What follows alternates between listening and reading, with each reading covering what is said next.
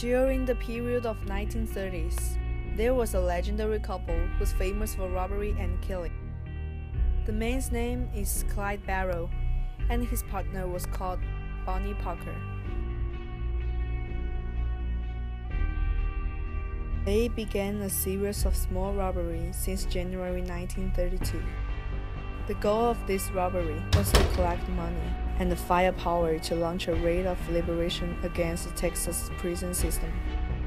Clyde also shot a store's owner when he was robbing, but the victim's wife identified him, and this was his first accused by murder.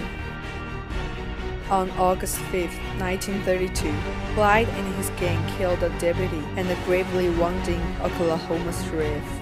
This was the first time Clyde and his gang killed a woman.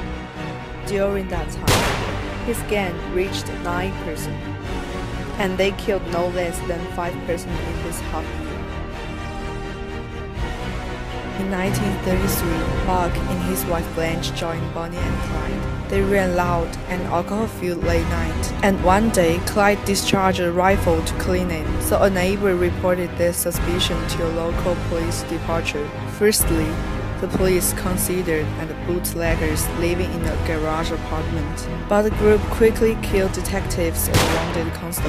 They escaped the police, but left their possessions at the apartment, including a poem by Bonnie&Clyde, Story of Suicide. But unfortunately, on June 10, 1933, when Bonnie and Clyde driving car near Texas, they missed the warning signs at the bridge, and then flipped their car into a ravine. Because of the accident, Bonnie got a serious third-degree burns. Near the end of her life, Parker could hardly walk. She either held on her good leg or was carried by Clyde. After a few months, the gang checked into a tourist court and tapped newspaper over the windows. The houser noticed that and told Captain they're about to go. Then, a local sheriff led a group of officers toward the court. After fire, Buck's forehead was shattered and Blanche was nearly blinded. On January 16, 1934, Barrow orchestrated the escape of several members in his gang. This is a famous event called Eastern Breakout, and this brazen raid generated negative publicity for Texas prison. A historian, Phillips, said Barrow's overriding goal is to revenge on Texas Department of Corrections. Then, the Texas Department of Corrections persuaded Captain Hammer to hunt down the Barrow gang.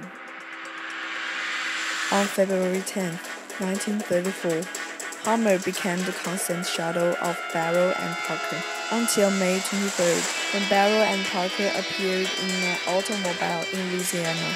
Finally, they were ambushed and killed by a posse of gunmen. So, what led this couple become criminals? Let's date back to their first meet. On January 5th, 1930, they had their first meet, and Bonnie fell in love with Clyde. Bonnie was just in her marriage before she met Clyde. During that time, she wrote some diary about her loneliness. The appeal of Clyde lightened her life. So, most historians believe Parker joined Barrow because she was in love. Clyde first arrested was in 1926 because his family is so poor that he needed stolen goods to survive. He also cracked safes, robbed stores, and stole cars.